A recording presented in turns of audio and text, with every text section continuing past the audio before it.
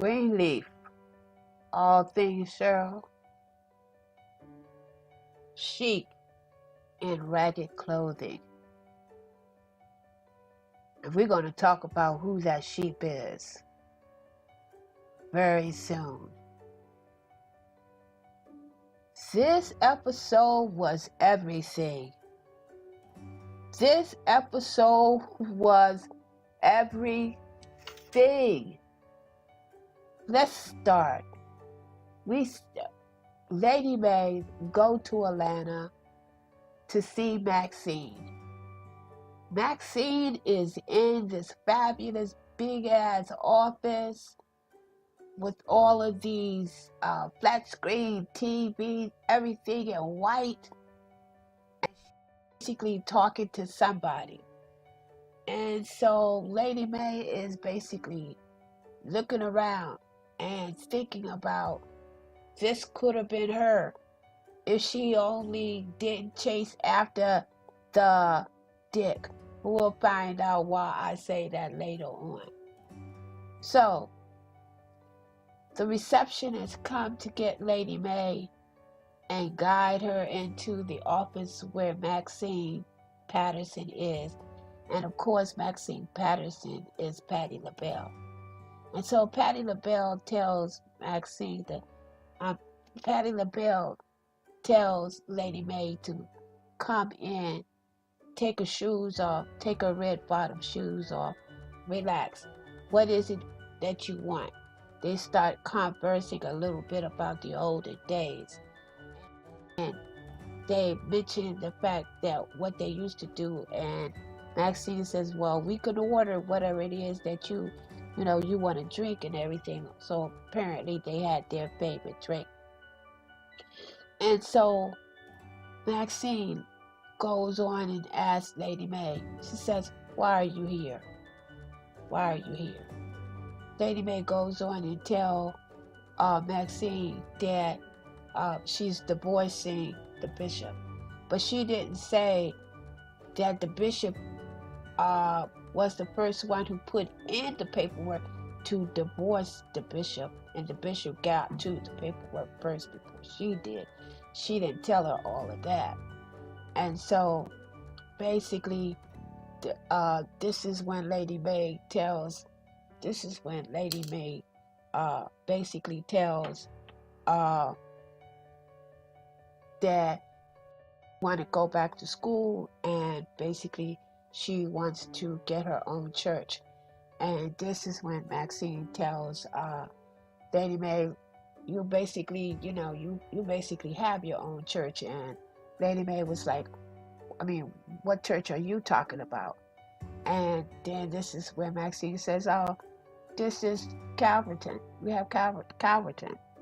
She says basically what it is that when it comes to the first ladies, she says that the bishops are the ones that basically eat, and that the first ladies are the ones that go around eating, I think she said pig slop or pig something that had to do with they get the leftovers. In other words, they get the leftovers. And so this is when Maxine tells Lady Mae is that basically you need to go back and you need to take control of the church. You need to get the church. You need to fix the church the way you want to fix it. Get the church, and you lead the church. You don't let them lead the church. You lead the church. And so we go on, and Lady Mae basically takes the advice of Patterson, Maxine, and she goes back she goes back home. And when she goes back home, we see that the house or the mansion that they're living in is basically getting ready to prepare for the round table. And basically the round table is all of those people who basically donate large sums of money.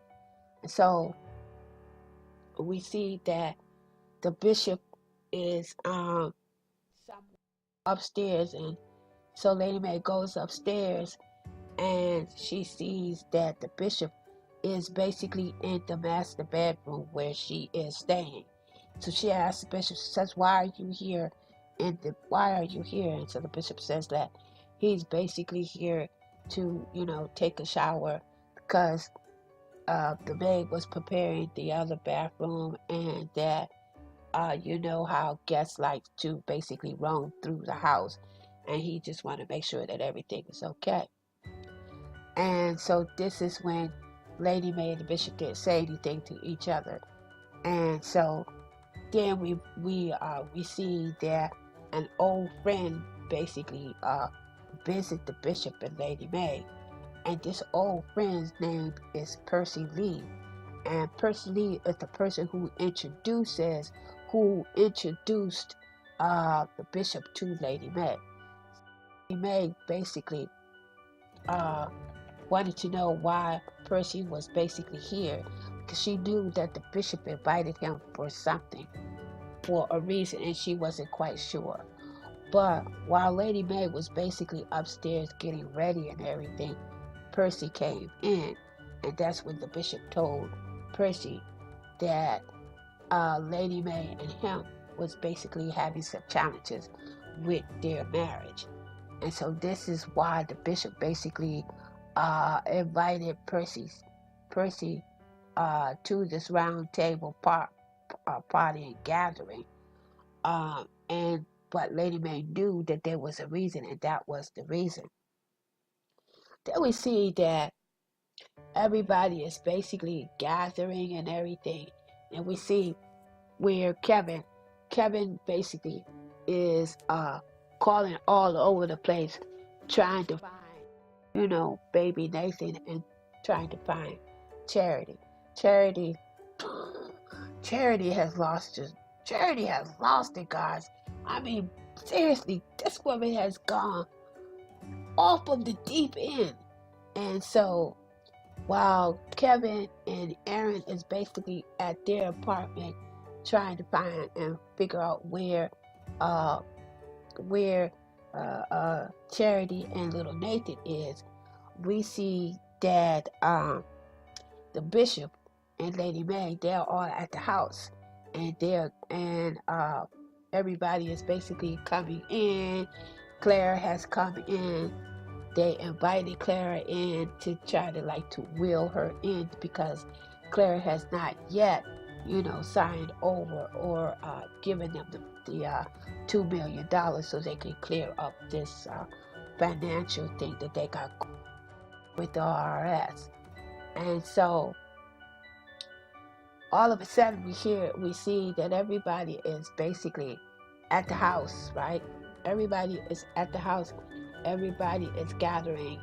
And this is when Lady May finds out that not only did he call Percy, but he also called in Jacob. He also called in Carissa. Everybody, the whole entire family is there, with the exception of Charity. And so this is when Lady May says, well, why are you inviting all of these people at this house like this? This is what is the purpose and what's the intent of all of this? And so we find out that the reason and the purpose and the intent as to why he was gathering all of these people up together and everything is he wanted to make this elaborate speech. He went on and talked about, it was a long speech, so I can't remember everything. I didn't write down everything, but I will say this. He went on and saying that there can't be a marriage, that the marriage cannot work with just one person, has to basically work with two people. And that he went on and say that he was basically in love with Lady May, and that he wanted to share the rest of his life with Lady May, and that he also wanted to spend, because that Lady May and them were together for 40 years. We thought it was 44, but anyway, they're saying 40. And then this is when he says, I love my wife. and I want to be with her for another 40 years. He was, while he was making this speech, God, guess who rose in and basically looking at him making this speech? Rochelle. Rochelle comes in and she's like, everybody is basically clapping because he has made this famous speech, and everybody's like clapping and clapping. And then all of a sudden, we see Rochelle in the background, and she was like, no, looking around and like clapping. It's like, yeah, saying to herself, all of this right here, this is everything. And so this is when Lady Mae sees Rochelle, and she looks at Rochelle, and Rochelle basically looks at her. And then Lady Mae goes on and asks the bishop, she says, why is this woman here? What is she doing here?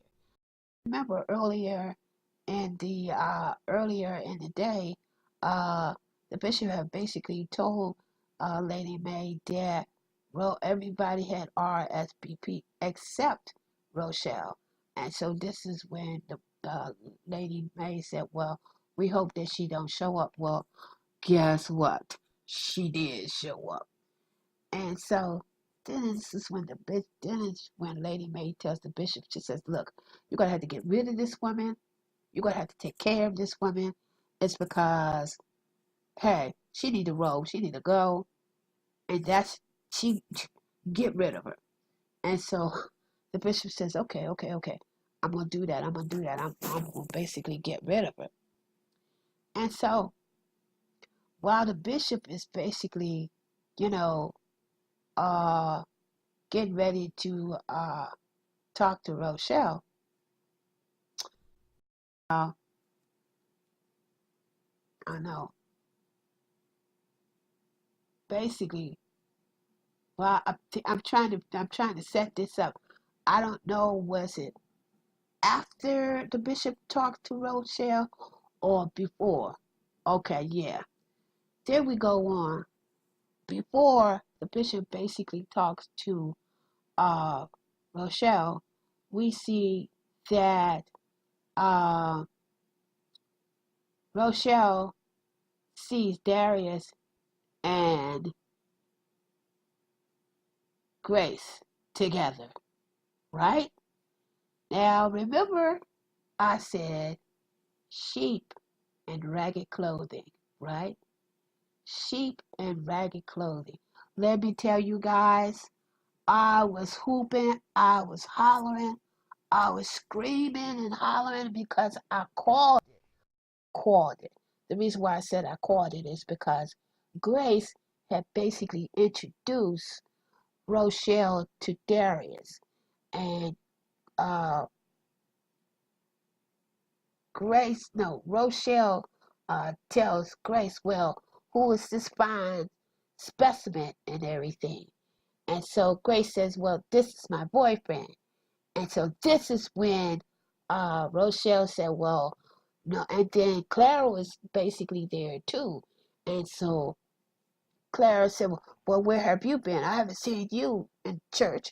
And then this is when Darius says, well, I don't really go to church that much. And then this is when Rochelle and Grace introduced Darius to Rochelle. And let me tell you, Rochelle looked at Darius, and Darius looked at Rochelle, and then Rochelle made a slick ass remark about Darius. She said, well, the reason why Grace you don't really see Darius is because you don't want everybody to be sampling. In other words, those two have been together. Those two, Darius and Rochelle, know each other, and they have a relationship simply because the innuendo statement that she made about you don't want everybody to know what you got, and if it's good, that everybody will want to go in to get a little sample and to get a little taste. when she said that, and then they looked at each other, and she looked at him. And remember last week, guys, I had said, now, I didn't know whether or not if anybody caught it. And I said to myself, I said that I got both eyes. I got both eyes on them. I meant it. Because now we know that Darius is in cahoots with Rochelle. We know it. We know it, and I knew it. But this, it goes on a little bit more further. I wrote down so many notes, I don't even know which way, I don't even know which, I gotta, I wrote down so much. So after we find out that Darius and Rochelle know each other, I'm thinking and I'm hoping that Grace caught it. I'm thinking and I'm hoping that Grace caught that little look. I think she did. I think she did caught it. I think it's looking like I'm coming on it. But anyway, I'm so excited. She did catch it. And so Grace said, as to the point, yes, he is kind of interesting. He is, nice looking. But she caught it. I think she caught it. And so we go on. Now we get to a part where Lady Mae has told Bishop, look, you need to get this lady out of this house. She need to get on out of this house. And so this is when Rochelle really rolled in on the bishop. And the bishop says, well, basically, what are you doing here? She says, well, I'm a part of Calvin, and also I'm a part of Calvin. I'm a part of Calvin, and she's a high donor giving person. And so this is when Rochelle said, look, you're the one who basically called me up and told me to meet you at the hotel. I didn't call you, you called me. Went on and said, you're the one was basically holding me in your arms, telling me that you're still married. You're the one, not me. You know that basically that I am in love with you. And so this is when the bishop is saying, well, yeah, I do. I know I made a mistake and it can't work. So this is when he tells her, says, look, you gotta go. Lady Mae, she doesn't want you here. She doesn't like you. So you gotta go. So this is when Rochelle was saying, well, okay, I gotta go. I'm gonna go ahead and go. So, but before, that's why I said this was everything. She said, okay, no problem. I'll leave. But before she went to stick the fork in some more people. So Clara basically saw her that she was getting ready to leave. And so Clara, the woman who basically had all this money, was saying to Rochelle, says, why are you leaving so early? Why are you leaving so soon? And she said, well, I gotta go. I got other stuff I gotta do. And she says, okay. And she says, well, let me ask you a question. This is when Rochelle said, let me ask you a question. Can you tell me what kind of financial, what kind of things that the bishop, you in with the bishop? And then see, Claire was very, very smart. She didn't really tell her exactly, what it was. So this is when Rochelle tells Claire, says, look, if I was your money advisor, I would really tell you to be very, very careful as to how you are handling your finances. So Claire basically looked at her like, well, what does she know about? And then this is when Rochelle basically asked Claire, said, you can't really tell me, what really is. And then this Claire says, no, I can't really tell you. I can't. And so now we see that Zara and Sophia. Sophia asked Zara about, the money that was stolen out of the church. And of course, you know, Zara lied to Sophia. And Sophia says, no, no, Zara says, no, I didn't lie. My dad basically lied. He went in there like commando going through all of my stuff. So this is when we see that Sophia is still dating the young guy, Robert. What was his name? Romero? I'm not quite sure. I forgot to write the name down. I'm so excited. So Sophia and her boyfriend basically went out, you know, went out to do some walking, and then we saw them in the car. And I was saying, oh, wait a minute, Sophia, what's going on? I didn't know that you were getting down like that. And so, of course, the young man tried to make an advancement towards towards Sophia. And Sophia, you know, stopped it right there and said, no, look, you know, I don't want to do this. You know, I don't want to do this. And so the young fellow did, her boyfriend did try to basically force herself on, on Zara. So we see that the bishop, what was her name? I wrote it down. So the deacon, the head of the deacon board, basically was basically Tucker. Not, oh God, what is the deacon? Well, anyway, she's the head of the deacon board, and then she made some statement to. We see that she made some statement with Gigi Grace, and so she asked Grace that she is always trying to save somebody and always in the running. And she said something like, and also the underdog, uh, and then Grace said the underdog is Jesus. And so we know that the title for this episode 4, is called The Underdog. Sorry, I got that kind of mixed up right there, guys. If you know it, correct me. Tell me what it is down in the comments. So I'm so excited because I don't want to forget anything. I wrote so much stuff down. Now, we go on. We see that Zara and Sophia has basically got into it again. This time, Sophia comes back in because she didn't really want to, you know, go any further with her boyfriend.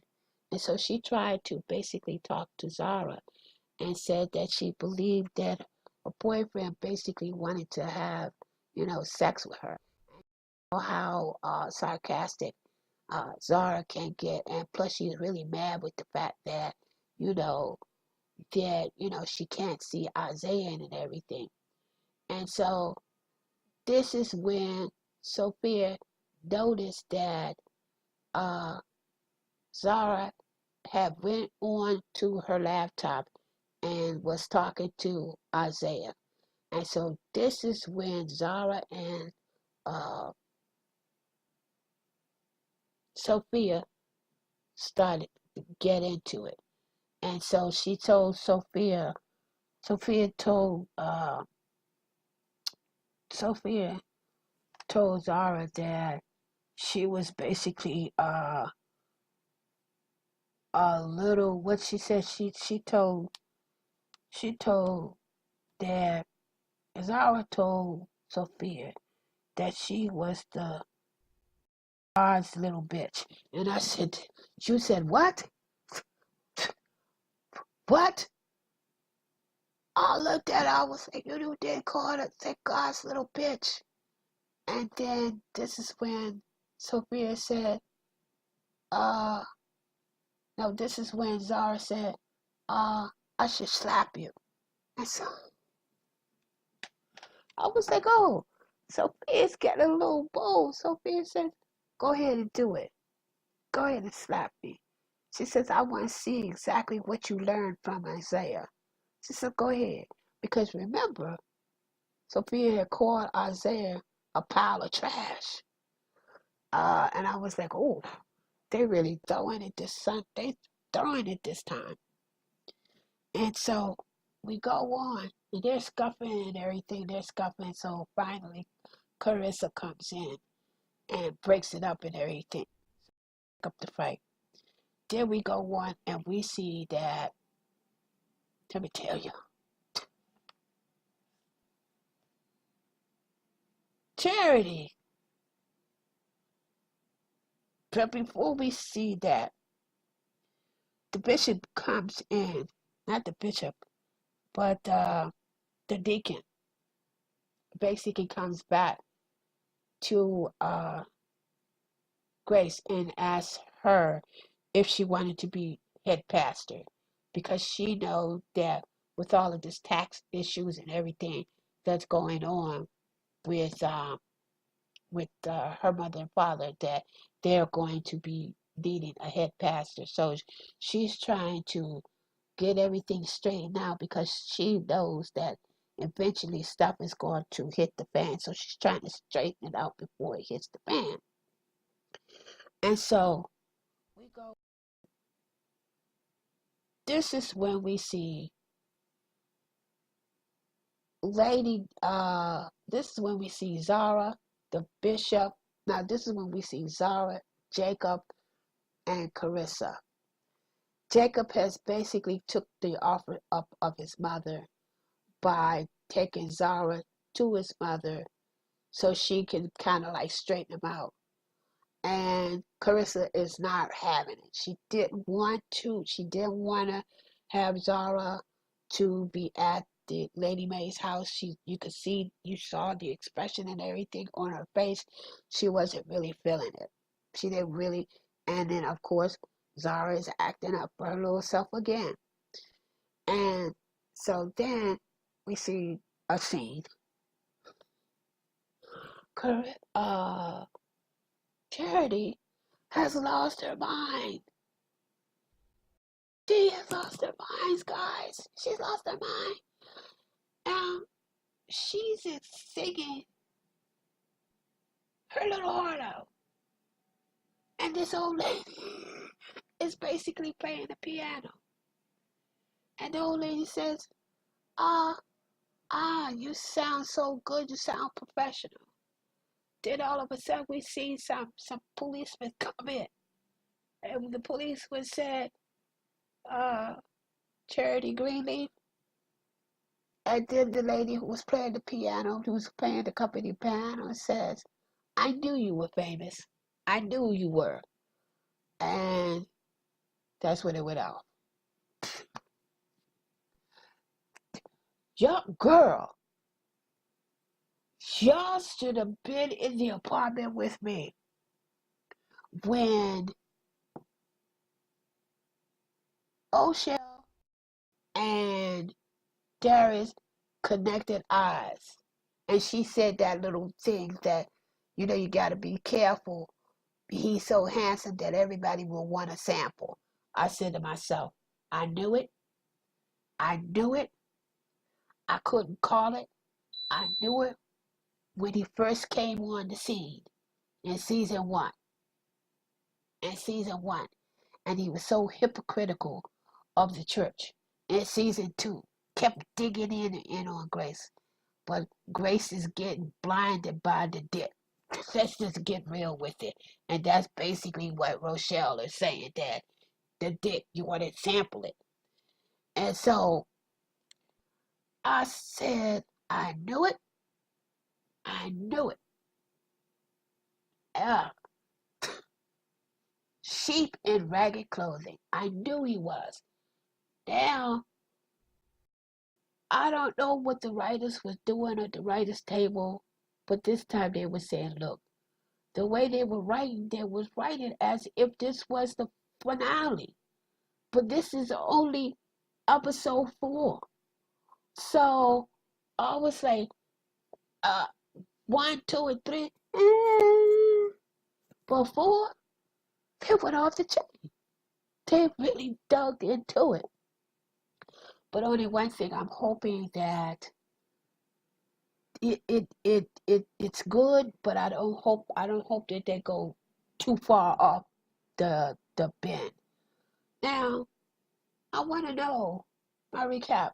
Okay, we're beginning to see that Darius in cahoots with Rochelle. We know that, right? We also know that Lady Mae is telling the bishop, "Look, I'm going to divorce you, and basically with you. I don't have anything else, to do with you." Now we see that Zara and Sophia badly. Sophia winds up, Zara winds up over at the grandma's house. Now you know that Carissa basically didn't want Zara to go there because basically what things went down with Faith. Remember with Faith in season 1. And Jacob, he just he just don't know what to do. Carissa wanted to send her to the boot camp. I think she should have went on to the boot camp. I don't think that she should have went to grandma's house. Now, I'm not feeling grandma's house. Now, the fact that Patterson, Maxine, Maxine is not done with well, look, this was good. Telling you, this was good. Whew. Until the next time, I'm going to tell you, look, I need your help. I really, really need your help. I need for you all to share my videos. I need for you all to click the notification so when I come up, you know that I'm here. I need for you to subscribe. I need for you to the like button, like. Please do watch time, view it, watch time, and subscribe. 3 things. View it, 4 things. Subscribe. But until next Wednesday, this is Thursday because I'm doing it. Anyway, peace and love. I'm so excited because it's good. Peace and love. And love is for everybody. They got down and dirty. Sheep in ragged clothing. But there's more sheep coming. See you next week. And love is for everyone.